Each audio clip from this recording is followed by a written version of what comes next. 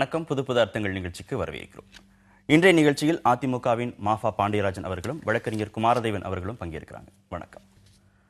தலித் சிறார்கள் மீதான முதல் தகவல் அறிக்கை கட்டுக்கதை அப்படின்னு ஒரு செய்தி இருக்கு. மதுரையில் தலித் சிறார்கள் மீது போக்சோ சட்டத்தின்படி வழக்கு பதிவு செய்யப்பட்டது.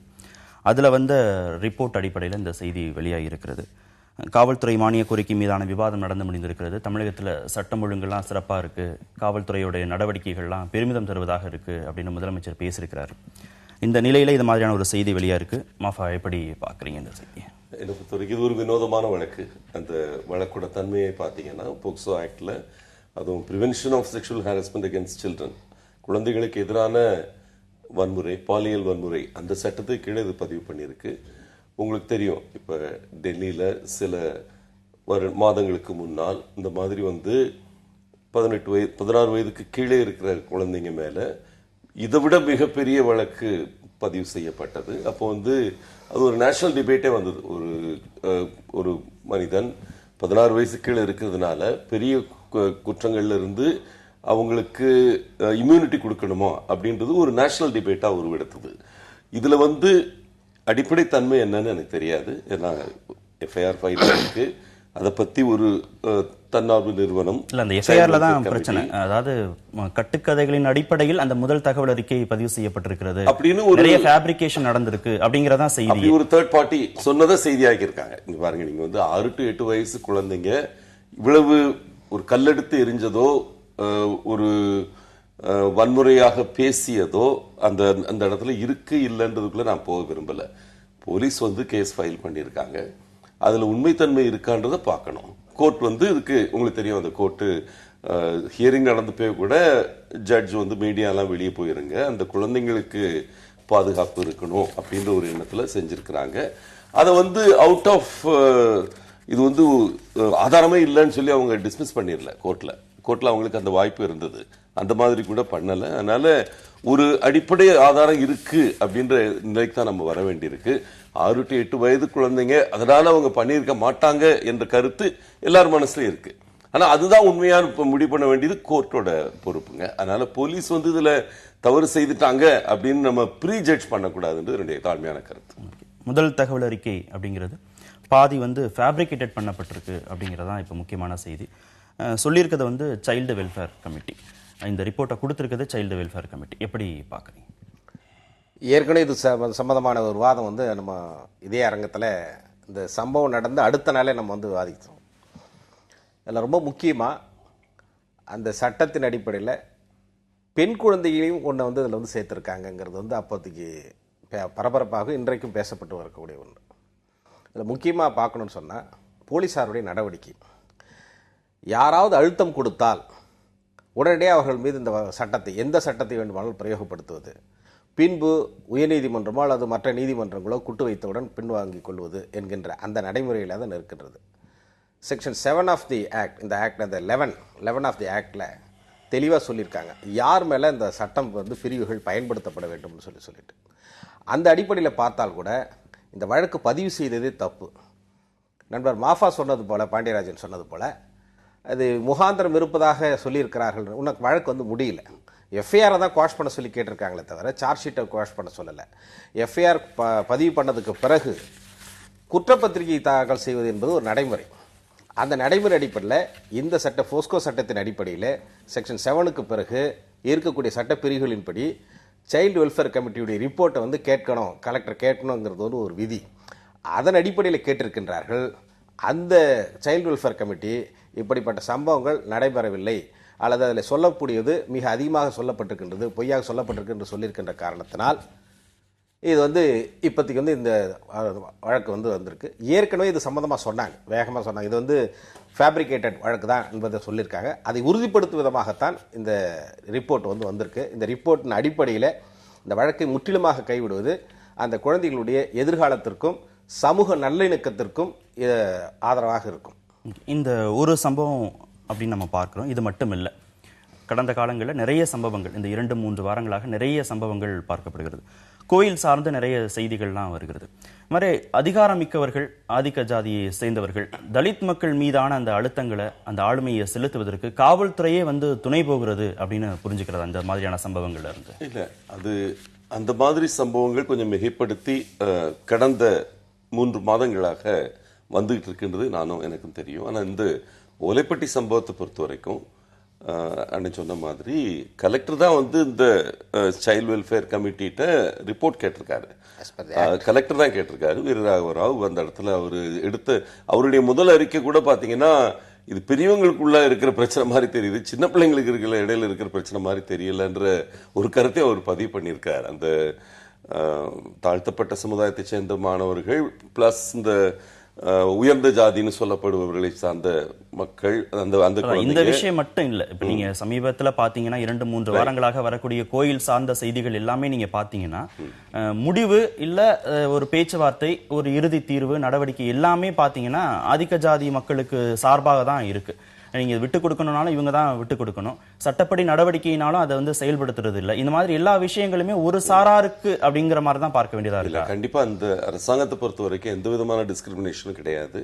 அது பல கேஸ்கள்ல உங்களுக்கு தெரிஞ்சிருக்கு. அதே நேரத்தில் காவல்துறையுடைய நடவடிக்கைகள் எடுத்துக்கிட்டீங்கன்னா மிக வேகமாக செயல்பட்ட ஒரு காவல்துறையாக தான் குறிப்பாக இன்ஜினியர் சுவாதி கொலை வழக்க புலன் விசாரணை செய்து மிக கஷ்டமான கேஸ் அது 9 நாட்களுக்குள்ள அந்த குற்றவாளி என்று சொல்லப்படுபவரை அரெஸ்ட் பண்ணி பெரிய ஆபரேஷன் அதுக்கு லான்ச் பண்ணி அவங்களை அரெஸ்ட் பண்ணி கொண்டு வந்திருக்கிறாங்க. இது மாதிரி எத்தனையோ சாதனைகளை இந்த 3 மாசத்துலயும் செஞ்சிருக்கு தமிழக அரசாங்கம், காவல்துறைன்னு நான் நினைக்கிறேன். அதே போல தாழ்த்தப்பட்ட மக்களை பொறுத்த வரைக்கும் அவங்களுடைய பாதுகாவலனாக தான் இந்த அரசாங்கம் இருக்கே தவிர எந்த நிலையிலும் பிற்படுத்தப்பட்ட மக்களுக்காக தாழ்த்தப்பட்ட மக்களை பலி கொடுக்கிறதுன்றது இந்த அரசாங்கத்தில் நடந்ததே கிடையாது. அது நடந்தது கடந்த 5 வருடங்களுக்கு முந்தைய திமுக அரசாங்கத்தில். அதுல எத்தனையோ எக்ஸாம்பிள்ஸ் நீங்க கோட் பண்ணலாம். அந்த மாதிரி எதுவுமே இப்ப நடக்கல. இந்த கேஸ்ல கூட கலெக்டரே கூட உங்களுக்கு ஒரு ப்ரோ தலித் ரெஸ்பான்ஸ் தான் எடுத்திருக்காரு. இதுல சொல்லக்கூடிய ஃபேப்ரிகேஷனா இருக்கட்டும், நாம ஏற்கனவே பேசின கோயில் சார்ந்த விஷயங்களாக இருக்கட்டும், ஜாதி இந்துக்களுடைய அழுத்தத்தின் அடிப்படையில் அவங்களுடைய கோரிக்கையின் அடிப்படையில் இந்த மக்கள் மீது வழக்கு பதிவு செய்யப்பட்டிருக்கிறது அப்படிங்கறதான் கடந்த காலங்களில் வரக்கூடிய செய்தி. எல்லா தரப்புமே இவங்களுக்கு ஆதரவாக, அரசு இவங்களுக்கு ஆதரவாக தான் செயல்படுகிறதா பார்க்க முடிகிறது. நிச்சயமாக இது மறுக்க முடியாத ஒரு உண்மை. சமீபத்தில் வந்திருக்கக்கூடிய ஆய்வுகளின் அடிப்படையில் தேசிய தாழ்த்தப்பட்டோர் ஆணையத்துடைய தலைவர் புனியா அவர்கள் சொல்லியிருக்கின்றார், தாழ்த்தப்பட்டோருக்கு எதிரான கொடுமைகள் நடக்கக்கூடிய 5 மாநிலங்களில் தமிழ்நாடும் ஒன்று, முதல் 5 மாநிலங்களில் தமிழ்நாடு ஒன்று அப்படின்னு சொல்லியிருக்காங்க. அதே போல் நண்பர் பாண்டியராஜன் சொன்னது போல் கடந்த 5 ஆண்டுகளில் எங்களுக்கு பெரிய அளவில் நிகழலை அப்படின்னு சொன்னால் அது பற்றி ஒரு புள்ளிவிவர மன்னர் பல புள்ளிவிவரங்களை சொல்லுவார். நானும் புள்ளிவிவரங்களை சொல்ல முடியும், ஆனால் அது நீண்டு கொண்டே போகும். ஆனால் இன்றைக்கு இருக்கக்கூடியது அது நாகை மாவட்டம் கள்ளிமேடாக இருந்தாலும் சரி, அது சிலம்பூராக இருந்தாலும் சரி, இன்னும் மற்ற கோயில் பிரச்சனைகளாக இருந்தாலும் சரி, அவர்கள் ஆதிக்க சாதியில் இருக்கக்கூடியவர்கள் நாங்கள் கண்டிப்பாக இதைத்தான் செய்வோம், எங்களுடைய உரிமை, நாங்கள் பாரம்பரியமாக நடைபெற்று வரக்கூடியது, நாங்கள் அதை பின்பற்றி கொண்டு வருகின்றோம், நீங்கள் உள்ளே வரக்கூடாது என்று சொல்லி அவர்களை விரட்டுவதும், இதற்கு பிறகு அரசாங்க தரப்பில் பேசி தாசில்தாரோ அல்லது ஆர்டிஓ அல்லது டிஆர்ஓ என்கொயரி பண்ணி இல்லை கலெக்டரோ அதுக்கப்புறம் சமாதான பேச்சுவார்த்தை நடத்துவதும், அந்த சமாதான பேச்சுவார்த்தையில் கூட உடன்பட மறுத்து முடியாது, நீங்கள் வந்தால் கோயில் திருவிழாவே வேண்டாம், எங்களுக்கு கடவுளே வேண்டாம் என்று சொல்லக்கூடிய ஒரு மோசமான ஒரு நிலை தான் இன்றைக்கு சென்று கொண்டிருக்கின்றது. தாழ்த்தப்பட்ட பழங்குடியின மக்களுடைய அந்த வன்கொடுமை தடுப்பு சட்டத்தின் அடிப்படையிலே பதிவு செய்யப்பட்டிருக்கக்கூடிய கடந்த 5 ஆண்டுகளாக இருக்கட்டும், அதற்கு முன்பாக இருக்கட்டும், எத்தனை வழக்குகளிலே அவர்களுக்கு தண்டனை வாங்கி கொடுத்திருக்கிறார் என்று சொன்னால் அந்த தண்டனை வாங்கி கொடுத்த விவரம் 0.2% கூட கிடையாது. அதை விட மிக குறைவாகத்தான் இருக்கின்றது.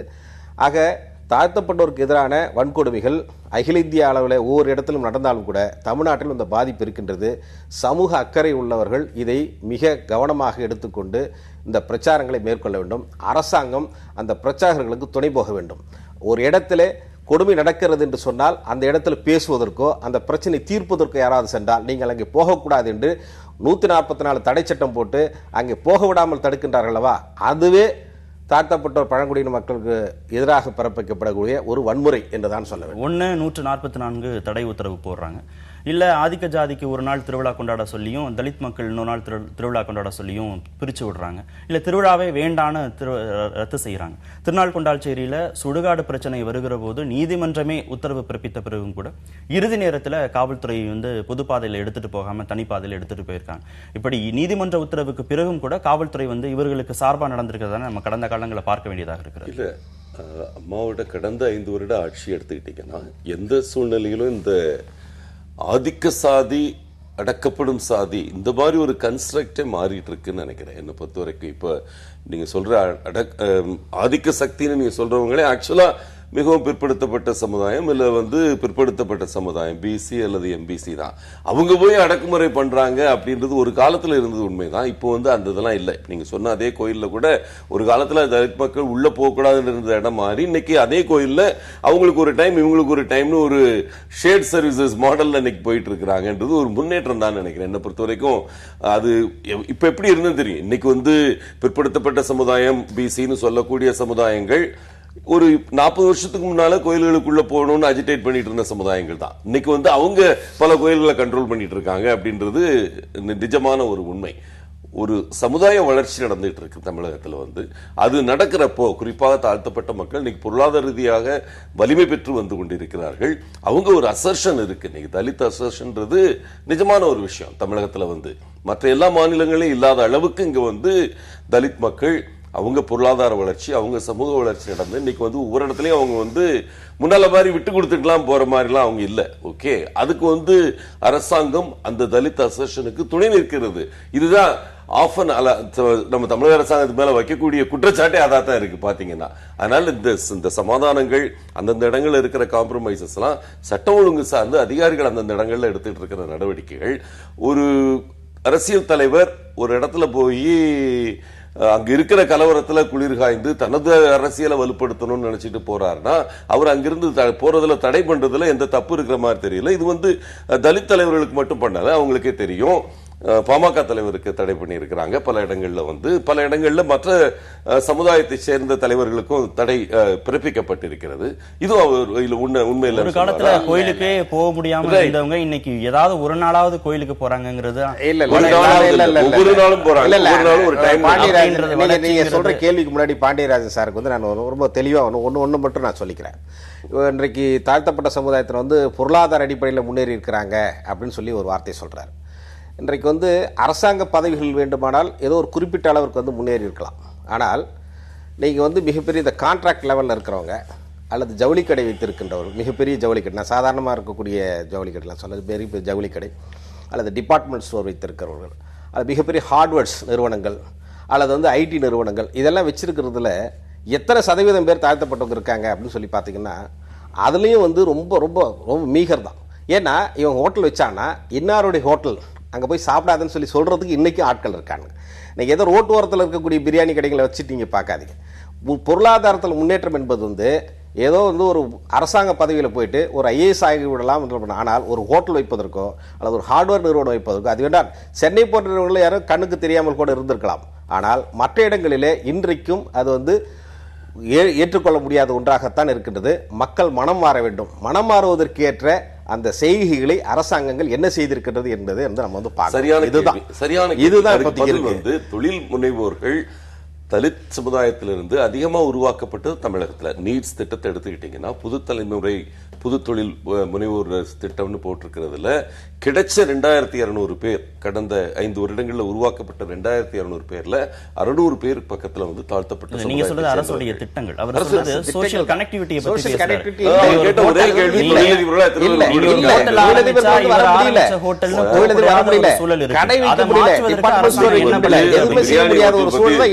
அண்ணன் சொன்னாங்க பிரியாணி ஹோட்டல் நடத்துறது கண்டிப்பா அதெல்லாம் நீட்ஸ் கீழே குவாலிஃபை ஆகும். நீங்க சொன்னதோட சேர்ந்து ஏற்கனவே நீங்க சொன்னதோட சேர்ந்து நான் இந்த கேள்வி கேட்கிறேன். சட்டம் ஒழுங்கு பிரச்சனை, அதனால இது மாதிரி பேச்சுவார்த்தை நடத்தி இரு தரப்புக்கும் பிரச்சனை வராத மாதிரி செய்யறதுன்னா அப்ப தொடர்ந்து இந்த தீண்டாமை இருந்துட்டே இருக்கட்டும், பிரச்சனை மட்டும் வராம இருந்தா போதுங்கிறதான உங்களோட நிலைப்பாடு. அதைத்தான் அவரும் வேற விதமா சொல்றாரு. இந்த ஹோட்டல் ஆரம்பிச்சா போக மாட்டாங்க, ஹார்ட்வேர் ஆரம்பிச்சா போக மாட்டாங்கன்னா மக்கள் இன்னும் ஏத்துக்கலாம் அவங்கள. அதான உண்மை. இல்ல மக்களுடைய மனநிலை மாற வேண்டும் என்பதுதான் இன்றைக்கு பேசக்கூடியது. பிரச்சாரங்கள் இல்ல யாரும் பிரச்சாரம் பண்ணுவதற்கு வந்து இந்த பண்றவங்களை வந்து அரசாங்கம் வந்து காப்பாற்றுவதற்கு அவர்கள் மீது வழக்கு போடுகின்றார்கள்.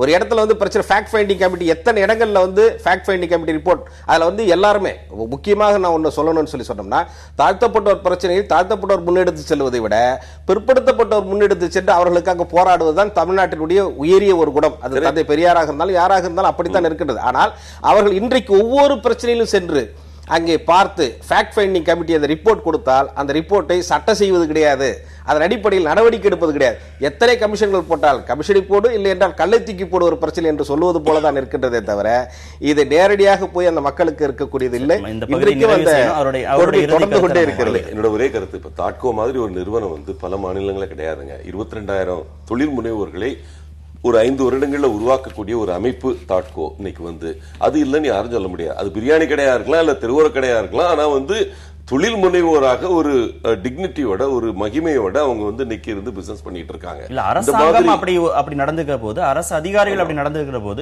காவல்துறை அதிகாரிகள் நடந்துக்கும் போது மக்களும் அப்புறம் அப்படித்தானே நடந்துப்பாங்க. அவங்களை ஏத்துக்காத ஒரு சூழல்ல தானே இருப்பாங்க. இல்ல அதிகாரிகள் எப்படி நடந்துக்கிறாங்க? இருதரப்புக்குமான சமாதானம் பேசுறோம், இருதரப்புக்கான சட்ட ஒழுங்கு பிரச்சனை வரக்கூடாதுன்னு பேசி நீங்க ஒரு நாள் போங்க நீங்க ஒரு நாள் போங்கன்னு சொல்லுகிற போது இருவரும் சமம் இல்லைங்கிறதான அரசாங்கம் தொடர்ச்சியா நிலைநிறுத்துது. அந்த தீண்டாமைங்கிறது இருந்துட்டு தானே வருது. நம்ம சட்ட ஒழுங்கு வேணா பிரச்சனை வராம இருக்கலாம், ஆனா எல்லோரும் சமம், எல்லோரும் வந்து இந்நாட்டு மன்னருங்கிற அந்த நிலையை அரசாங்கம் ஏற்படுத்தலைன்னு பார்க்க வேண்டியது. நம்ம சமுதாயத்துடைய அடிப்படை உண்மை வந்து என்னன்னா, அறநிலைத்துறை கீழே இருக்கிற கோயில் எக்ஸ் இருந்ததுன்னா தனியார் சமுதாயங்களுடைய உருவாக்கப்பட்ட கோயில்கள் வந்து 2x இருக்கு தமிழகத்துல வந்து. இதான் நிஜம்.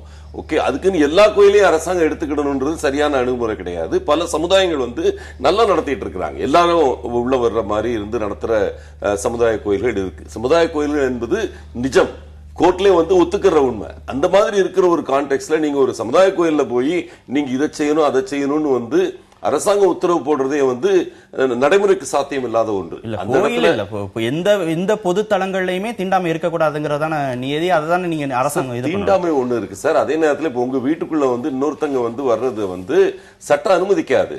அது வந்து சமுதாய கோயில் என்ற ஒரு கன்ஸ்ட்ரக்டே தமிழகத்துல அதிகமா இருக்கு, வம்சாவளியா இருக்கு. அப்படிங்கிறப்ப நீங்க திடீர்னு போய் வம்சாவளியா வர்றதுன்றதுலதான் வந்து பிரச்சனையா இருக்குது. நாங்க வம்சாவளியா நாங்கெல்லாம் பெரியவங்க, என் வீட்டுக்குள்ள அவர் வீட்டுக்குள்ள யாரு வரணும்னு முடிவு செய்யற மாதிரி இல்ல, என் வீட்டுக்குள்ள அவர் வீட்டுக்குள்ள உங்க வீட்டுக்குள்ள யாரு உள்ள வரணும்னு முடிவு செய்யற மாதிரி சமுதாய கோயில்களுக்குள்ள இவர்கள் தான் வரணும்னு முடிவு செய்யக்கூடிய அதிகாரம் அந்த மக்கள். சமுதாய கோயில்கள்ல யார் வேணுமானாலும் வழிபடலாம்னு சொல்லலாமா? இல்ல அந்த குறிப்பிட்ட ஜாதிக்காரங்க மட்டும் தான் வழிபடணும்னு சொல்றாங்களா? இல்ல அந்த உண்டியல்ல வந்து காசு வந்து போடுறது எல்லா சமுதாயம் போடணும்னு தானே சொல்றாங்க. அப்படியானால் எல்லா சமுதாய மக்கள் அங்க வரலாம் இல்ல?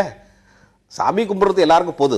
நான் இந்த குறிப்பிட்ட சாதிக்காரங்க வந்து கோவில் கட்டியிருக்காங்க, அந்த கோவில்ல எல்லாரும் வந்து கும்பிடணுன்றதுக்காக தான் கட்டியிருக்காங்க. இந்த ஜாதிக்காரங்க மட்டும் கும்பிடணும்னு கட்டல. உண்டியிலும் அதே போலதான் யார் வேணாலும் காசு போடலாம். பணம் போடும்போது தீண்டாமை போயிடுது, ஆனா வந்து கும்பிடும் போதும் அல்லது வந்து கயிற்றை வடம் பிடித்து இழுக்கும் போது அந்த தீட்டி எங்க மேல ஒட்டிக்கும் அப்படின்னு சொல்லி சொன்னா இது எந்த வகையில வந்து நியாயங்கிறதா அந்த பத்தி இருக்கக்கூடிய கேள்வி. காவிரி நீரை திறந்துவிட உத்தரவிட வேண்டும் அப்படின்னு உச்சநீதிமன்றத்தில் தமிழக அரசு மனு தாக்கல் செஞ்சு எப்படி பாக்குறீங்க இந்த நடவடிக்கையை? இல்லை, இது வரவேற்கப்பட வேண்டிய ஒரு செய்தி தான். என்றால் பேச்சுவார்த்தை பலமுறை நடத்தி இருந்தாலும் கூட ஏற்கனவே இப்போ அதற்கு எந்த வகையிலும் வந்து கர்நாடக அரசு வந்து செவிசாய்ப்பதில்லை. எப்படியாவது தஞ்சை நாகை அந்த பகுதியில் இருக்கக்கூடிய இந்த விவசாயிகளுக்கு பலன் தரக்கூடிய அளவில் காவிரி நீர் திறந்து விட வேண்டும் என்பது எல்லோருடைய எதிர்பார்ப்பு. ஏன்னால் சம்பாவுக்கான தண்ணீர் இல்லை, மிக குறைந்த அளவான 28 TMC தண்ணீர் தான் மேட்டூர் அணையில் இருக்கின்றது. ஆக இப்படிப்பட்ட ஒரு சூழ்நிலையில் கர்நாடக அரசு தொடர்ந்து இல்லை எங்களால் செய்ய முடியாது என்று சொல்வதும், புதிதாக அணைகளை கட்டி கொண்டிருப்பதும் ரகசியமாக, அதை எதை கேட்டால் அது வந்து இல்லை நாங்கள் அப்படியெல்லாம் செய்யவில்லை என்று சொல்வதும், எங்களுடைய விவசாயிகளுக்கு தண்ணீர் இல்லை என்று சொல்வதும், கழிவுநீர்களை காவிரிகளை திறந்து விடக்கூடிய ஒரு கொடுமையும் நடந்து கொண்டிருக்கின்ற நேரத்தில் உச்சநீதிமன்றம் இதில் உரிய நடவடிக்கை எடுக்க வேண்டும் என்று தமிழக அரசு அதற்கு அந்த நடவடிக்கை எடுத்திருக்கின்றது. இதை வரவேற்க வேண்டும். அதே சமயத்தில் காவிரி நீர் பிரச்சனை வெகு உச்சத்தில் இருக்கக்கூடிய நேரத்தில் பேச்சுவார்த்தை இல்லாமல் சாதாரணமாக இருக்கக்கூடிய நேரத்தில் பேச்சுவார்த்தை நடத்தி இந்த 2 பகுதியில் இருக்கக்கூடிய விவசாயிகள் பாதிக்கப்படாத அளவில் ஒரு சுமூகமான தீர்வு ஏற்பட வேண்டும். இன்று வரை மத்திய அரசு அந்த காவிரி மேலாண்மை வாரியத்திற்கு தலைவர் அல்லது உறுப்பினர்கள் இவர்களை போடாமலே வைத்திருக்கின்றது. வேடிக்கை பார்த்து கொண்டிருக்கக்கூடிய மத்திய அரசு இதில் உடனடியாக தலையிட்டு ஒரு சுமூகமான நிலை ஏற்படுத்தினால்தான் தமிழ்நாட்டினுடைய வாழ்வாதார பிரச்சனையை தீர்க்க முடியும். நீங்க எப்படி பார்க்குறீங்க? இல்ல, சுப்ரீம் கோர்ட் தான் இதற்கு தீர்வு காண முடியும் என்பதுல நமது தமிழக முதல்வர் புரட்சி தலைவி அம்மா அவர்கள் ரொம்ப தெளிவா இருக்காங்க. சட்டமன்றத்தில் சொல்லி 4வது நாள்ல நம்ம சுப்ரீம் கோர்ட்ல ஃபைல் பண்ணியிருக்கோம். நம்ம ஃபைல் பண்ண அடுத்த மணி நேரத்திலிருந்து உங்களுக்கு தெரிஞ்சிருக்கும், நேத்து 9 டிஎம்சி மேட்டூருக்குள்ள வந்திருக்கு. இதே இது நடந்துகிட்டே இருக்கு கன்சிஸ்டன்டா. நம்ம கோர்ட் அப்ரோச் பண்ணி அவங்களை டைரக்ட் பண்ண சொன்ன உடனே தான் கர்நாடகா ரிலீஸ் பண்ண ஆரம்பிக்குது. ஏன்னா நல்ல மழை பெஞ்சிருக்கு, 444 mm மழை பெஞ்சிருக்கு இந்த இடத்துல அவங்களுடைய கேட்ச்மெண்ட் ஏரியால. ஆனாலும் எங்க நீர்நிலைகள் நிறையவில்லை அப்படின்னு சொல்லி சாக்கு போக்கு சொல்லிக்கிட்டே இருக்கு. ஏன்னா தமிழக அரசாங்கம் ஒவ்வொரு வாரமும் இதை பர்சியூ பண்ணிக்கிட்டே இருக்கோம். நம்ம மத்திய அரசாங்கத்திட்ட காவிரி மேனேஜ்மெண்ட் போர்டை குயிக் அமைக்க சொல்லி, ஏற்கனவே இருக்கிற காவிரி மேற்பார்வை குழு சென்ற ஆகஸ்ட்ல மீட் பண்ணது, அதுக்கப்புறம் மீட் பண்ணவே இல்லை. அவங்கள மீட் பண்ண சொல்லி பிரஷர் கொடுத்துக்கிட்டு இருக்கோம். இது எல்லாம் செஞ்சும் நிறைவேறாதனால தான் இன்னைக்கு சுப்ரீம் கோர்ட்ல போய் ஃபைல் பண்ணிருக்கோம். அது ஃபைல் பண்ண அடுத்த மணி நேரமே அதற்கு ஒரு தாக்கம் இருக்குன்னு நினைக்கிறேன். குமாரதேவன் என்ன சொல்றாரு, சாகுபடிக்கான தண்ணீர் தேவை அப்படின்னு ஒரு இஷ்யூ உருவாகும் போது மட்டும், மக்கள் அழுத்தம் கொடுக்கும் போது மட்டும் இந்த பிரச்சனையை பேசாம மற்ற காலங்களிலையும் பேச்சுவார்த்தைக்கெல்லாம் தயாராகி பேசி இந்த பிரச்சனையை சுமூக தீர்வுக்கு கொண்டுட்டு வரணும் அப்படின்னு சொல்றாரு. கண்டிப்பா கன்சிஸ்டன்டா பண்ணிட்டு இருக்கோம். அது சென்ட்ரல் வாட்டர் கமிஷன்ல இருந்து மத்திய பாசனத்துறை அமைச்சர்கிட்ட இருந்து அந்த செக்ரட்டரி வரைக்கும் ஒரு முழு டீம் இதுல ஒர்க் பண்ணிட்டே இருக்கு தமிழகத்துல. இது எல்லாத்தையும் இப்ப குறுவை பயிர் உங்களுக்கு தெரியும், பெரிய அளவு தாக்கம் உருவாயிருக்கு. குறுவை பயிர் பண்ண முடியல. சம்பா பயிரை காப்பாற்றணுன்ற எண்ணத்துல தான் இந்த ஸ்டெப் எடுத்திருக்கோம். இது ரொம்ப குயிக்கா கோர்ட்ல ஆக்ஷன் எடுப்பாங்கன்ற நம்பிக்கை கர்நாடகா இருக்கிறதுனால தான் அவங்க உடனே ரிலீஸ் பண்ண ஆரம்பிச்சிருக்காங்கன்னு என்னுடைய கருத்து. 25 டிஎம்சி நம்ம 10 நாளைக்குள்ள வரணும்னு சொல்லியிருக்கோம். நேத்தே 9 டிஎம்சி வந்திருக்கு மேட்டூருக்குள்ள. பாத்தீங்கன்னா அவங்க திறந்து விடும் வேகம் அதிகப்பட்டிருக்கு. கண்டிப்பா இந்த permanent resolution Kaveri management board அந்த கட்டமைப்பை மத்திய அரசாங்கம் உருவாக்கும் வெகு விரைவில் நம்பிக்கை எங்களுக்கு இருக்கு. பேரவையில் அநீதி, விரைவில் உண்ணாவிரத போராட்டம் அப்படின்னு திமுக தலைவர் கருணாநிதி அறிவிச்சிருக்கிறாரு. திரு பாண்டியராஜன், பேரவையில் அநீதி நடக்குதா, என்ன அநீதி நடக்கிறதா அவர் சொல்றதா புரிஞ்சுக்கலாம்? கருணாநிதி அவர்களுடைய பேச்சில் முக்கியமான இதுன்னு நான் நினைக்கிறது, திமுக தோற்கவில்லை, தோற்கடிக்கப்பட்டது, உள்ளிருந்து வரும் புல்லுருவிகளால் தோற்கடிக்கப்பட்டோம்.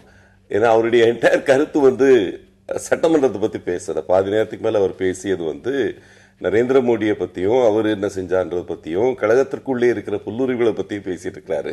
ஆனால் அவருடைய அட்டாக் அவருடைய கட்சிக்காரங்களை மேலதான் நான் நினைக்கிறேன். இந்த அட்டாக்ல எந்த அநீதி யார் இழைத்தது என்பது, சட்டமன்றத்துக்குள்ள எந்த அநீதியும் அவங்களுக்கு இழைக்கப்படவில்லை என்பது எங்க எல்லாருக்கும் தெரிஞ்ச விஷயம். அவங்க இன்னைக்கு ஊரூரா போய் சபாநாயகருடைய குடும்பாவியை எரிச்சுக்கிட்டு இருக்கிறது தவறு. அது மக்களுடைய ரியாக்ஷன் நெகட்டிவா இருக்குன்னு அவங்களுக்கே தெரியும். அதனால குயிக்கா நிறுத்திட்டாங்க. அந்த இதை அடுத்து இப்ப உண்ணாவிரதம் அப்படின்னு சொல்லிட்டு இருக்காங்க. ஒரு போட்டி சட்டமன்றம் நடத்த ஆரம்பிச்சாங்க. அதனுடைய கேலிக்கூத்து மக்கள் பாக்குறப்போ அதனுடைய பிரச்சனை நீதிமன்றத்தில் அதனால ஒரு பிரச்சனை வருதுன்னு தெரிஞ்ச உடனே அதை நிறுத்திட்டு வேற எதுக்கு போனாங்க. இது மாதிரி எத்தை தின்றால் பித்தம் தெளியும்ன்ற லெவல்ல இன்னைக்கு அந்த கட்சி இருந்துகிட்டு இருக்கு. கட்சியில இருக்கிற உறுப்பினர்களை எதிர்கட்சி தலைவரால கண்ட்ரோல் பண்ண முடியல அப்படின்றது ரொம்ப வெள்ளிடை மலையா தெரிஞ்சிற ஒரு விஷயம். 3 கோஷ்டிகள் குறைந்தது அந்த இதுல இருக்கு. அப்படிங்கிறப்போ ஒவ்வொரு நேரத்திலையும் சட்டமன்ற எதிர்கட்சி தலைவர் கையை உயர்த்தினா அதை பார்த்து சிரிக்கிற ஒரு நிலைமை தான் அந்த இடத்துல இருக்கு. ஆபாச சைகைகள் காட்டக்கூடிய உறுப்பினர்களை கூட கண்டிக்கும் ஒரு துணிச்சல் இல்லாத ஒரு நிலையில இன்னைக்கு சட்டமன்ற எதிர்கட்சி தலைவர் இருக்கிறாரு. அதனால கருணாநிதி அவர்கள் மெயினா கவலைப்பட வேண்டியது, சரியான முறையில் அவர் கவலைப்பட்டு இருக்கிறாரு. கட்சிக்கு உள்ளிருக்கும் புல்லுரிவுகள் அப்படின்ற ஒரு வார்த்தை தான் முக்கியமான வார்த்தை நினைக்கிறேன். சரியான டிராக்ல திமுக பயணப்பட்டு கொண்டிருக்குன்னு நான் நினைக்கிறோம். சட்டமன்றத்துக்கு வெளியில இருந்து நீங்க இந்த விஷயங்கள் எல்லாம் பார்த்துட்டு இருக்கீங்க, எப்படி புரிஞ்சுக்கிறீங்க இந்த நிகழ்வுகளை? இல்ல, ஆளுங்கட்சி காற்றில் கத்தி சண்டை போடக்கூடிய கலையில கைதேர்ந்தவர்களாக இருக்கிறார்கள் என்றுதான் நான் பார்க்கிறேன். ஏன்னா இந்த பிரச்சனையுடைய மையமே ஆளுங்கட்சி. ஒரு பிரச்சனையை பேசுவதற்கு வழி இல்லை. ஒரு பிரச்சனையை எடுத்து பேச வந்தால் நீங்கள் பேசக்கூடாது, இதோடு நிறுத்துக்கள். கன்னி பேச்சிலே குறுக்கிடக்கூடாது என்பது காலம் காலமாக கடைபிடிக்கப்பட்ட ஒரு மரபு. அந்த மரபை மீறி ஒரு வார்த்தை சொன்ன அடுத்த நிமிடமே உடனடியாக ஒரு அமைச்சர் எழுந்து அதற்கு குறைந்தபட்சம் 5 நிமிடங்கள் முதல் 10 நிமிடங்கள் வரை பேசக்கூடிய உறுப்பினருடைய நேரத்தையும் இவர்களை சாப்பிட்டு விட்டு அவர்களை பேசாதே என்று சொல்வது எந்த வகையில் ஜனநாயகத்தினுடைய அந்த மரபுகளில் சரியாக இருக்கும் என்பது தெரியவில்லை. இன்னொன்று, இவர்கள் சொன்னாங்க, கலைஞர் அவர்கள் சொல்லியிருக்கார் பேரவையில் அநீதி தான் நிகழ்ந்து கொண்டிருக்கின்றது. நேற்று கூட முதலமைச்சர் அவர்கள் சொல்றாங்க, நான் வந்து ஏற்கனவே இதே போன்ற ஒரு நிலைமை ஏற்பட்ட போது நான் வேகமாக வந்தேன், ஒரே ஆளாக தனியாக நின்று பேசுகிறேன்னா அப்பொழுது எந்த விதமான கட்டுப்பாடும் கிடையாது. இன்றைக்கு நீங்கள் போனீங்கன்னா நேற்று அந்த பகுதியில் வந்து பொதுமக்கள் உள்ளே நுழைய முடியாத அளவிற்கு வந்து போலீஸ்காரனுடைய அந்த பாதுகாப்பு, இந்த பக்கத்தில் போக முடியாது, அப்படி போக முடியாது. 4வது வழி என்று ஒன்று வழி எம்எல்ஏ அவருக்கு தெரியும். அந்த இடத்தில் தான் பேட்டி கொடுப்பது மற்றதெல்லாம். ஆனால் அந்த இடத்திற்கு கூட வரக்கூடாது. பேரவையிலிருந்து தான் வெளியேற்றப்பட்டிருக்கின்றார்களே தவிர பேரவையினுடைய அந்த தீர்ப்பிலே சபாநாயகர் பேரவையிலிருந்து வெளியேற்றம் என்று தான் சொல்லியிருக்கின்றாரே தவிர பேரவை வளாகத்திற்குள்ளேயே எம்எல்ஏக்கள் யாரும் வரக்கூடாது, எதிர்க்கட்சி எம்எல்ஏக்கள் யாரும் வரக்கூடாது, அன்றைக்கு வந்திருக்கக்கூடியவர்கள் என்று எந்த இடத்திலுமே சொல்லவே இல்லை. ஆனாலும் கூட யாரும் அந்த இடத்தில் வரக்கூடாது, பேசக்கூடாது என்று சொன்னால் இதே இன்றைக்கு மாதிரி சட்டமன்றம் நடத்தினார்களே என்று கொதிக்கக்கூடிய இவர்கள் 2006 ஜெயக்குமார் இப்படித்தான் ஒரு போராட்டம் நடத்தினார். அப்பொழுது அவர் சபாநாயகர் இருந்தார். மீண்டும் சபாநாயகர் வந்த ஜெயக்குமார் அவர்கள் தான் அங்கு சபாநாயகர் இருந்து நடத்தினார், போட்டி சட்டமன்றம் நடத்தினார். அப்போது பெருந்தன்மையாக திராவிட முன்னேற்ற கழகத்தினர் விட்டுக் கொடுத்தார்கள். பரவாயில்லை, நடத்தி போகட்டும், அது ஜனநாயகத்தில் இருக்கிற கூட ஒன்றுதான் என்று சொன்னார்கள். தனியாக நான் வந்து பேசினேனே என்று முதலமைச்சர் அவர்கள் சொல்லுகின்றார். தனியாக கலைஞரோ அல்லது மற்றவர்களோ வருவதற்கு தயார். ஆனால் நீங்கள் எந்த அளவுக்கு இருக்கை வசதி செய்து கொண்டிருக்கிறீர்கள், பேச ஆரம்பித்தால் அவர்களுடைய பேச்சு எந்த அளவிற்கு வந்து குறுக்கீடு இல்லாமல் போகும் என்பதற்கு எந்த உத்தரவாதத்தை இவர்கள் தருவதற்கு தயாராக? அதுக்கு பேர் தான் பயம்னு சொல்றதுங்க. பயமே கிடையாது. இதுல என்ன பயம்? 67 முறை குறுக்கிட்டாங்க. அந்த வாட்டி அம்மா பேசுனாங்கல்ல, அப்போது குறுக்கிடாமல இருந்தாங்க. 67 முறை குறுக்கிடப்பட்டது. அந்த சார் நேரடியா வந்து வந்தாங்க. இந்த மாதிரியான எந்த விதமான கெடுபிடியும் கிடையாது. போலீஸ் மானிய கோரிக்கைன்னு சொல்லி சொன்னாங்கன்னா எதிர்க்கட்சி யாருமே இருக்கக்கூடாது, போலீசாருடைய பாதுகாப்போட நாங்க வந்து போலீஸ் மானிய கோரிக்கை சொல்வோம், அதுலயும் போலீஸ்காரங்களுக்கு பெரிய அளவுல வந்து நாங்க வந்து நல்லது செய்ய மாட்டோம் அப்படின்னு சொல்லக்கூடிய ஒரு அரசு தான் இந்த அரசு அப்படின்றத தெரியுது. பேரவையில வந்து 7032 கோடி கொடுத்திருக்கிறார்கள். இப்ப இருக்கிறவங்களுக்கு கொடுத்திருக்காங்க, போயிருக்காங்க. ஏற்கனவே 2010 ஓய்வு பெற்ற காவலர்களுக்கு 10 வருடங்கள் ஆனால் அவர்கள் வந்து 2ஆம் நிலை காவலர்கள், அதாவது ஃபர்ஸ்ட் கிரேட் போலீஸ், 2ஆம் நிலை காவலர்கள் வந்து ஃபர்ஸ்ட் கிரேட் போலீஸ். அதற்கு 5 வருடம் அதிகமாக போனால் அவர்கள் வந்து எஸ்எஸ்ஐ சிறப்பு சப் இன்ஸ்பெக்டர் என்று இருக்கக்கூடிய அந்த பதவி வந்து கொடுக்கணும்னு சொல்லி 2010 திராவிட முன்னேற்ற கழக ஆட்சியில் இருக்கும்போது பண்ணாங்க. அதற்கு பிறகு ஓய்வு பெற்ற காவலர்கள், இன்றைக்கு ஓய்வு பெற்ற காவலர்கள் நலச்சங்கம் என்று சொல்லி எத்தனையோ போராட்டங்கள், ஆர்ப்பாட்டங்கள், உண்ணாவிரதங்கள், வழக்குகள் எல்லாம் செஞ்சாலும் கூட இந்த அரசாங்கம் அவருடைய கோரிக்கைகளை காது கொடுத்து வாங்குவதே கிடையாது. அந்த செய்தி மட்டும் இந்த இருக்கக்கூடிய அந்த அறிக்கையில் வந்து சுத்தமா வந்து இல்ல. இப்படிப்பட்ட ஒரு சூழ்நிலையில வந்து காவல்துறை மானிய கோரிக்கை கொண்டு வராங்க. சட்டப்பேரவை சபாநாயகருடைய உத்தரவு. ஆனா வளாகத்துல இருந்து செய்தியாளர்களை சந்திக்க கூடாதுன்னு அவர்களுக்கு கட்டுப்பாடு, செய்தியாளர்களுக்கே நேற்று நிறைய கட்டுப்பாடுகள் விதிக்கப்பட்டதாகலாம் செய்திகள் வருகிறது. இந்த அளவுக்கு கடுமையா நடந்துக்க வேண்டிய அவசியம் இருக்கா என்ன? 19 பேர் எதிர்க்கட்சி உறுப்பினர்கள் உள்ள வர தகுதி படைத்தவர்கள். அதுல 15 பேர் உள்ளே வந்திருந்தார்கள். வந்திருந்து அவர்கள் பேசினார்கள். அதுல 4 பேர் பேசினாங்க, பதிவு செய்தார்கள். ஆனா அதுக்கப்புறம் வெளிநடப்பு செய்தார்கள். இதான் நிஜம். இதுல வந்து எல்லாருமே வரலன்றதெல்லாம் உண்மை கிடையாது. ஏதோ ஒரு விதத்துல சபை நடவடிக்கைக்கு குந்தகம் விளைக்க வேண்டும் என்று சபையின் முன்னாள் உறுப்பினர்களாக, சஸ்பெண்ட் பண்ண உறுப்பினர்களாக இருந்தா கூட அவங்க வந்து சபை நடவடிக்கைகளுக்கு குந்தகம் விளைவிப்பாங்கன்ற சந்தேகம் வந்ததுன்னா ஸ்பீக்கர் வந்து ரெஸ்ட்ரிக்ஷன்ஸ் கொடுக்கலாம். அந்த ரெஸ்ட்ரிக்ஷன் தான் கொடுக்கப்பட்டிருக்கு. ஏன்னா வெளியிருந்து நீங்க போட்டி சட்டசபை கூட்டம்ன்ற முறையில ஒரு கேலிக்கூத்த நீங்க ஸ்டேஜ் பண்ணிட்டு இருக்கிறத அலோவ் பண்ணிட்டு இருக்கணும்னு எந்த கட்டாயம் கிடையாது. சபாநாயகர் தனது வலிமைக்குள் உட்பட்ட அனைத்து ஆயுதங்களையும் லீகல் அண்ட் அதர்வைஸ் பிரயோகிக்கிறதுக்கு அவருக்கு சட்டம் இருக்கு, சட்டம் அனுமதிக்குது. அந்த இதை இது பண்ணி கொடுத்து நேற்று நல்லா நடந்தது. சட்டமன்ற கூட்டம் வந்து 2.5 மணி நேரம் நடந்தது. சொன்ன மாதிரி ஆள் இல்லாத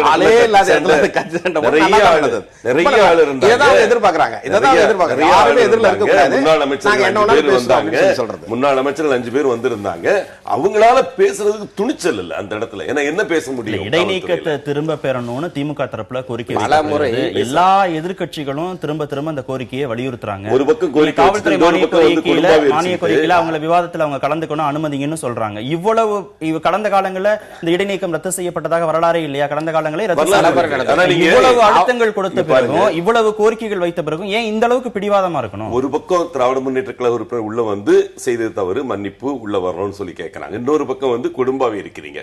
இது என்ன ஸ்டைலுன்னு எனக்கு நீங்க ஒரு பக்கம் போய் குடும்பாவி எரிச்சிட்டு வந்து சபாநாயகரை உள்ள வந்து அதே சபாநாயகிட்ட நாங்க மன்னிப்பு கேட்கிறோம், உள்ள வர்றோம் அப்படின்னு சொல்லி கேட்கறது எந்த விதத்துல நியாயமா இருக்கும்? சமீபத்திய உயர்நீதிமன்ற தீர்ப்பு கடந்த ஆண்டுல நீதிபதி ராமசுப்ரமணியன் சொல்லியிருக்கார், கொடும்பாவி கொளுத்துறது வந்து மிகப்பெரிய குற்றம் கிடையாது, அதே போல ராவணன் கொடும்பாவி கொளுத்துறாங்களே அப்படின்னு சொல்லிட்டு அது பெரிய ஜட்ஜ்மெண்ட் கொடுத்திருக்காங்க. ஒரு பக்கத்துல வந்து போராட்டம், ஒரு பக்கத்துல வந்து வீதிமன்ற போராட்டம், இன்னொரு பக்கத்துல சட்டமன்றத்துல வந்து போராட்டம். இது வந்து சாதாரணமா இருக்குது. இது எப்படி போலித்தனமா நீங்க செஞ்சதே கிடையாதா? ஒரு பக்கம் நீங்க செஞ்சதே கிடையாதா சார்? அந்த அளவுக்கு வந்து அவர்களுக்கு வந்து பரந்த மனப்பான்மை இருக்குது. என் உறுப்பினர்கள் தவறு செய்திருக்கின்றார்கள் என்று நான் விரும்புகிறேன், நான் சொல்றேன் அப்படின்னு சொல்லிட்டு ஸ்டாலின் வந்து எதிர்க்கட்சி தலைவர் வந்து மிக தெளிவா சொல்றாரு. ஆனால் அது ஏற்கனவே பிடிஆர் பழனிவேல்ராஜன் சபாநாயகராக இருக்கும்போதும், ஏற்கனவே இருந்த 2006 ஆவுடையப்பன் அவர்கள் சபாநாயகராக இருந்த போதும், அதற்கு முன்பு தமிழ் குடிமகன் சபாநாயகராக இருந்த திமுக பேர்கள் மட்டும் சொல்றேன், பல முறை சஸ்பெண்ட் செய்திருக்கின்றார்கள். முதலமைச்சராக இருந்த கலைஞர் அவர்கள் சொல்லுவார், ஒரு வாரம் நீங்கள் சஸ்பெண்ட் செய்திருக்கின்றீர்கள், அது வேண்டியதில்லை, 2 நாட்களே நீங்கள் அதை நிறுத்திவிட வேண்டும் என்று சொன்னால் உடனடியாக நிறுத்திவிட்டு அதிமுக உறுப்பினர்கள் சட்டசபைக்கு வந்து பேசுகிறார்கள். அந்த பரந்த மனப்பான்மை இந்த அரசாங்கத்திற்கு இல்லையே என்பதுதான் மாதிரி போராட்டத்தில் ஈடுபட்டாங்களா? வெறும் கோரிக்கை மட்டும் தான் கோரிக்கை வைத்திருக்கின்றார்கள். வெளியிலே இப்படி நடந்தது போல கூட்டம் போட்டார்கள். பல இடங்களிலே கேட்கிறது வந்து உங்களுடைய உரிமை. எதிர்க்கட்சி தலைவர்கள்லாம் வந்து வலியுறுத்துறாங்க. ஆனா ஒரு பக்கத்துல அவருடைய குடும்பாவியை எரிச்சுக்கிட்டு போராட்டங்கள் பண்ணிக்கிட்டு போட்டி சட்டமன்றம் எதேச்சையாக தொண்டர்களுடைய தன்னெழுச்சியாக நடந்தது. தலைமை சொல்லி இந்த இடங்களில் நீங்கள் கொடும்பாய் கொளுத்த வேண்டும் என்று எந்த இடத்திலும் எந்த முரசொலியிலே செய்யவே இல்லை, அப்படியெல்லாம் சொல்லவே இல்லை. தன்னெழுச்சியாக சில தொண்டர்கள் எங்கே செய்திருக்கின்றார்கள், உடனடியாக கண்டிக்கின்றார்கள், அப்படியெல்லாம் செய்யக்கூடாது என்று சொல்கின்றார்கள். உடனடியாக நிறுத்தப்பட்டது. கட்டுப்பாடு இல்லாத உங்களுக்கு கட்டுப்பாடு இல்லைங்க. நீங்க கட்டுப்பாடுங்கிறது வந்து என்ன கட்டுப்பாடு? கால ஓடுறது மட்டும் கட்டுப்பாடு இல்ல, ஜனநாயகம் அந்த கட்சியில இருக்குன்னு நீங்க எடுத்துங்களா? நீங்க அப்படி பாக்குறீங்க கட்டுப்பாடு இல்லாத கட்சி சொல்லி. தன்னெழுச்சியாக இருக்கக்கூடிய நீங்க அம்மையார் கைது செய்யப்பட்ட உடனே எங்கெல்லாம் வந்து உண்ணாவிரதம் இருக்கக்கூடாதோ அங்கெல்லாம் உண்ணாவிரதம் இருந்தாங்க, எங்கெல்லாம் போராட்டம் எடுத்த கூட அங்கெல்லாம் போராட்டம் எடுத்துறாங்க. யாரெல்லாம் இன்னைக்கு வந்து பஸ்ஸை கல்லெடுத்து அடிச்சாங்களோ அவங்க எல்லாம் இன்னைக்கு வந்து அமைச்சர்களாகவும் எம்எல்ஏக்களாகவும் இருக்கின்றார்கள். இதெல்லாம் வந்து கட்டுப்பாடு இருக்கக்கூடிய கட்சியா? உங்க தலைமை அறிவிச்சுதான் யாரும் எதுவும் செய்யக்கூடாதுன்னு சொன்னாங்களா? எத்தனை மாதங்கள் எத்தனை நாட்கள் வந்து இந்த பொதுமக்களுக்கு வந்து தொல்லை கொடுத்தீங்க? அந்த மாதிரி ஒண்ணு சொல்லி தன்னெழுச்சியாக ஏதோ ஒரு இடத்துல ஒரு கொடும்பாவி கொளுத்திருக்கான்னு சொன்னா, ஆஹா கொடும்பாவி கொளுத்திட்டாங்க, அந்த பக்கம் கொளுத்துறாங்க இந்த பக்கம் வராங்கன்னு சொல்றாங்கன்னா, ஒரு வாரம் சஸ்பெண்ட் சொல்லி இருக்கின்றீர்கள். அதை முதலமைச்சரே பெரிய மனது பண்ணி இல்லை இது செய்யக்கூடாது, எல்லோருடைய கோரிக்கை ஏற்றுக்கொண்டு நான் சொல்லுகின்றேன் என்று சொல்வதை விட்டுவிட்டு அந்த நபர் சொல்லுகின்றார். இப்படி சொல்லிக் கொண்டிருக்கக்கூடிய நபர் சொல்லுகிறார் வெளியேற்றப்பட்டிருக்கிறாங்க. ஸ்டாலின் உட்பட திமுக சட்டமன்ற உறுப்பினர்கள் அவையிலிருந்து வெளியேற்றப்பட்டிருக்கிறார்கள் சொன்ன அந்த நிமிடங்கள்ல தமிழகம் முழுவதும் நடைபெற்ற போராட்டத்தை தான் நீங்க சொல்றீங்க. திமுக கட்சி அதன் பிறகு அவர்கள் கண்டன பொதுக்கூட்டத்துக்கு வந்திருக்கிறாங்க. இப்ப உண்ணாவிரத போராட்டம்னு அது மைல்டாக அவங்க மாத்திட்டு இருக்காங்க, ஆக்கப்பூர்வமான போராட்டங்களாக மாற்றாங்க. ஆனா இவர்களை அனுமதிக்கக்கூடிய அந்த பெருந்தன்மை கூட்டத்துக்கு போய் 1 மணி நேரம் நின்று பேசக்கூடிய திமுக தலைவர் சட்டமன்றத்தில் வந்து எதிர்கொண்டு பேசக்கூடிய துணிச்சல் இல்லாமல் போனது ஏன்? இதுதான் எங்களுடைய முதல் கேள்வி. அது வந்து ஏன்னா அவரு சும்மா வீட்டுக்குள்ள இருந்தாரு, உடம்பு சரியில்லைன்னா ஒன்னும் பிரச்சனை இல்லை. நீங்க மெட்ராஸ்ல போய் நின்று பேசுறீங்க 1 மணி நேரம் அதே சப்ஜெக்ட்ல பேசுறீங்க, ஏன் அது உள்ள வந்து பேசுங்களேன்? ஏன் வந்து மற்றவங்க பதில் சொல்லுவாங்கன்ற பயமா? இதைத்தான் கேட்கறாங்க. அம்மா வந்து மறுபடியும் பண்ணி கேட்கறாங்க. நீங்க இதே மாதிரி நீங்க பண்ணப்ப நான் வந்து உள்ள வந்து பேசுறேன்ல, அவருக்கு காரணம் சொன்னாரு, இருக்கை வசதி செய்து இதே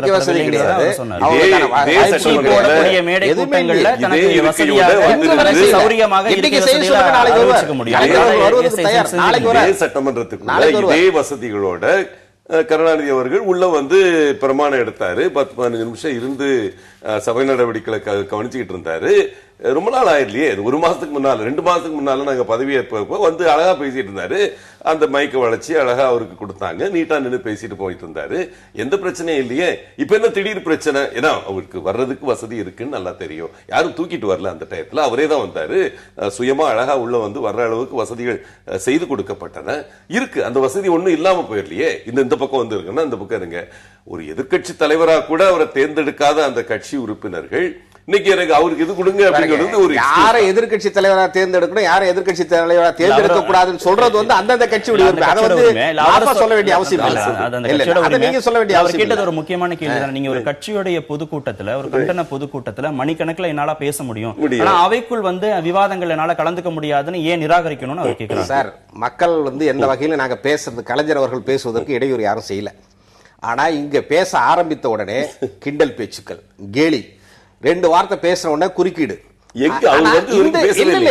அதுக்கான வாய்ப்பே நீங்க கொடுக்கலையே. வந்து பேசுவதற்கான வாய்ப்பும் கொடுக்கல. உள்ள வரும்போதே நீங்க வந்து கேலி பண்றீங்க, கிண்டல் பண்றீங்க. நாங்க அந்த உட்கார்ந்தோம் இப்படி பேசுறோம் அப்படின்னு சொல்றீங்களே. அவருக்கு எந்த வகையான இருக்கை வசதி செஞ்சு கொடுத்துருக்கீங்க? ஒரு பதவியேற்புன்றது வந்து ஒரு குறைந்தபட்சம் ஒரு 10 நிமிடமோ 5 நிமிடமோ இருக்கக்கூடியது. நாள் முழுக்க அந்த அவை நடவடிக்கைகளே கலந்து கொண்டு பேசுவதற்கு தயாராக நீங்க சட்டமன்றத்தில் கலைஞருடைய பங்கு என்பது சாதாரணமாக நீங்கள் குறைத்து எடை போட்டு விடக்கூடாது. ஆனால் அதற்கான வசதிகள் எம்ஜிஆர் அவர்கள் இருக்கும்போது முழுமையான வாய்ப்பை கொடுத்தார். எதிர்க்கட்சி தலைவர் என்ன சொன்னாலும் அதை கேட்டு ஆக்கப்பூர்வமான ஆளுங்கட்சியாக இருந்தார். அப்போது சொல்லும் போது குழந்தைவேலு மந்திரி ஒரு வார்த்தை சொன்னார். இவருக்கு வந்து பல இடங்கள்ல வந்து வீடு நிலம் இருக்கு அப்படின்னு சொல்லி சொன்ன உடனே அப்போ சபாநாயகர் இருந்த ராஜாராம் அவர்கள் உடனடியாக கமிஷனுக்கு அதை விசாரிப்பேன் அப்படின்னு சொல்லி சொன்ன உடனே விசாரித்து குழந்தைவேலு சொன்னது தப்பு அப்படின்னு சொல்லி தீர்ப்பு சொல்லக்கூடிய ஒரு சபாநாயகர் ராஜாராம் இருந்தார். இப்போது இருக்கக்கூடிய சபாநாயகர் அப்படியெல்லாம் இல்லை என்பதுதான் இப்ப இருக்கக்கூடிய மிகப்பெரிய ஒரு மோசமான ஒரு நிலைமை. அனைத்து இந்திய உறுப்பினர்கள் குறைந்தது 5 பேர் பேசினதை சபை நடவடிக்கையில் இருந்து எடுத்திருக்காங்க. சபாநாயகர் 5 பேர் பேசுனதா எடுத்திருக்கீங்களே தவிர 60 குறைந்தபட்சம் 30 பேருக்கு மேல பேசுறதுல எத்தனை குறுக்கீடுகள் 35 பேர் பேசிருக்காங்க. திமுக உறுப்பினர்கள் வரைக்கும் 30 பேருக்கு எத்தனை குறைஞ்சது 1 மணி நேரம் பேசுறவங்க. செந்தில்குமார் எடுத்துக்கிட்டீங்கன்னா இன்னைக்கு திமுக உறுப்பினர் செந்தில்குமார் வந்து எந்த தடையும் இல்லாம 1 மணி நேரம் பேசினாரு. காந்தி பேசினாரு. பேசுறது எப்படி சரியாகும் சார்? 35 பேர்ல எல்லாருமே வந்து யாருமே அரை மணி நேரத்துக்கு குறையா பேசல சார். ஏடிஎம்கே உறுப்பினர்கள் யாருமே 10 நிமிஷத்துக்கு மேல பேச அலோவ் பண்ணல. இதுதான் நாங்க கேக்குறோம். சபை நடவடிக்கைகளை வந்து நீங்க தாராளமா வந்து திரையிடுங்க அப்படின்னு சொல்லி சொல்றோம். அதை வந்து நீங்க வந்து செய்ய மாட்டேங்கிறீங்க.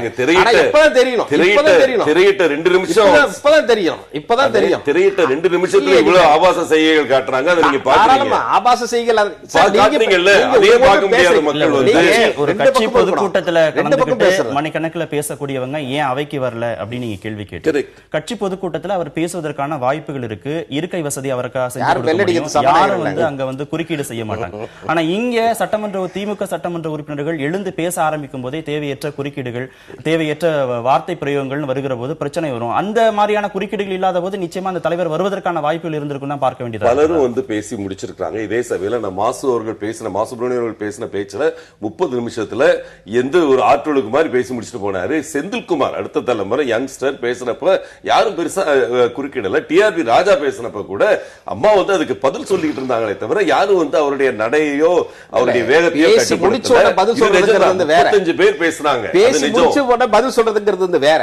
பேசும்போதே குறுக்கிட்டு சொல்லி அதுக்கு நான் விளக்கம் சொல்றேன்னு சொல்லிட்டு எவ்வளவு சந்தோஷப்பட்டாருன்னு உங்களுக்கு அவருக்கு தான் தெரியும். டிஆர்பி ராஜா வந்து அம்மா எந்திரிச்சு பதில் சொன்னப்ப அவர் எவ்வளவு சந்தோஷப்பட்டாருன்னு அவ்வளவு ஹையா இருந்தாரு. மேடம் அண்டர்ஸ்டாண்ட் சொல்லிட்டே தான் பேசிட்டு இருக்காரு. எதிர்க்கட்சியை சேர்ந்த தலைவர்கள் வந்து திமுக வெளியேற்றப்பட்டதற்கு ஆதரவு தெரிவிக்கிறாங்கன்னு நம்ம பேசுறோம். அதே ஒரு சில எதிர்க்கட்சி தலைவர்கள் வந்து விமர்சனமும் வைக்கிறாங்க. நீங்க நீதிமன்றத்துல வழக்கு தொடுக்கிறீங்க, திடீர்னு போட்டி சட்டமன்றம் நடத்துறீங்க, வெளியில கண்டன பொதுக்கூட்டங்கள் நடத்துறீங்க. இதன் மூலமாக திமுக சுய விளம்பரம் தேடுகிறதுன்னு விஜயகாந்த் திமுக வந்து இனிமேல் தான் சுய விளம்பரம் சுய விளம்பரம் தேவையில்லை விளையும்னு சொல்ற மாதிரி திமுக கடந்த காலங்கள்ல என்ன செஞ்சதோ அதைத்தான் இப்ப அதிமுக செய்யுதுன்னு சொல்றாங்க. அப்ப இந்த விமர்சனங்களை திமுக வந்து முற்றிலுமாக புறந்தள்ளிட்டு மக்கள்கிட்ட ஒரு பொலிட்டிக்கல் மைலேஜ் எடுத்துக்கணுங்கிறதுக்காக இது போன்ற நடவடிக்கைகளை தொடர்ந்து செய்யறாங்க அப்படின்னு எடுத்துக்கிறதா புரிஞ்சுக்கிறேன். வைகோ வந்து திமுகவுடைய நண்பரா? வைகோ திமுகவுடைய நண்பர் கிடையாது. இதே வைகோ அவர்கள் தான் இந்த தீர்ப்பு வந்த உடனே உடனடியாக அவர்கள் வந்து சொல்லி வைகோ விஜயகாந்த் விட்டுடுங்க. அவர் தான் முதல்ல வந்து சொன்னார் எதிர்க்கட்சியோட சேர்ந்தே தான் அவை நல்ல விதமா நடக்குதுன்னு சொல்றாங்க. எதிர்க்கட்சி தயாராக இருக்கிறது. மக்களுடைய பிரச்சனைகளை பேசுவதற்கு எதிர்க்கட்சி தயாராக இருக்கின்றது. நீங்க அந்த சொன்னார்ல 2 நிமிஷம் காட்டுறதுலயே உங்களுக்கு பிரச்சனை. அந்த 2 நிமிடத்துல எதிர்க்கட்சி தலைவர் ஸ்டாலின் அவர்கள் சொல்றாரு, மடந்திருந்து சொல்றார், எங்க பக்கத்தில் தப்பு நடந்திருக்கலாம், அதற்காக நான் மன்னிப்பு கேட்டுக்கொள்கிறேன் என்று சொல்லி பெருந்தன்மையோடு அவர் இருக்கின்றார். ஆனால் அந்த பெருந்தன்மை முதலமைச்சருக்கு இல்லையே என்பதுதான் எனக்கு இருக்கக்கூடிய கேள்வி. அதை சொல்லாம இல்ல, நீங்க ஒரு வாரம் நாங்க சொன்னோம், பரவாயில்ல, காவல்துறை மானிய கோரிக்கை வருகின்றது, இதை நன்கு விவாதித்து இந்த காவலர்களுக்கு, ஏன்னா இன்றைக்கு காவலர்களுக்கு இருக்கக்கூடிய பணிச்சுமை எந்த அளவுக்கு இருக்கின்றது, அதற்கான அது முழுமையான அளவில் அந்த கட்டமைப்பு வசதிகள்லாம் அவர்களுக்கு அதிகமாக ஏதோ இன்றைக்கு சொல்லியிருக்கின்றார்கள். ஆனால் அது எந்த அளவுக்கு வரும், அந்த நடைமுறையில் இருக்கும் என்பதை பற்றியெல்லாம் இனிமேல் தான் போக போக தான் தெரியும். அதை பற்றி சரியாக இருக்கும். திரும்ப திரும்ப சொல்லக்கூடிய ஒரே ஒரு கருத்து கேள்வி என்னன்னா, ஆளும் கட்சிக்கு கூடுதல் பொறுப்பு இருக்கு, அதிகாரம் முழுக்க ஆளுங்கட்சிகிட்ட தான் இருக்கு. அப்படிங்கிற போது கூடுதல் பொறுப்போட பெருந்தன்மையோட விட்டு கொடுத்திருக்கலாமே அப்படிங்கறதான் உங்களுடைய பதில். பொறுப்பு இருக்கு, கடமையும் இருக்கு சார். இந்த சட்டமன்றத்துடைய மாண்பு குலையாம காத்து செல்லக்கூடிய கடமை ஆளுங்கட்சிக்கு அதிகமாகவே இருக்கு. அதை கண்டிப்பா அந்த கடமையை நிறைவேற்றும் முகத்தான் தான் இந்த சஸ்பென்ஷன் நடவடிக்கை எடுக்க வேண்டி வந்தது. இது ஒரு நல்ல பாடமா இருக்கும் அப்படின்னு நாங்க நம்பிக்கையோட எடுத்திருக்கோம். கண்டிப்பா அது ஒரு வாரம் முடிய போகுதுன்னு, ஒரு 2 நாள்ல முடிஞ்ச உடனே திரும்பி வர போறாங்க. ஏற்கனவே இருந்த உறுப்பினர்கள், இருக்கும் உறுப்பினர்கள் எல்லாம் சேர்ந்து இது ஒரு பாடமா எடுத்துக்கிட்டு கொஞ்சம் சபையோட கண்ணியத்தை காத்து நடப்பாங்கன்ற நம்பிக்கை எங்களுக்கு இருக்கு.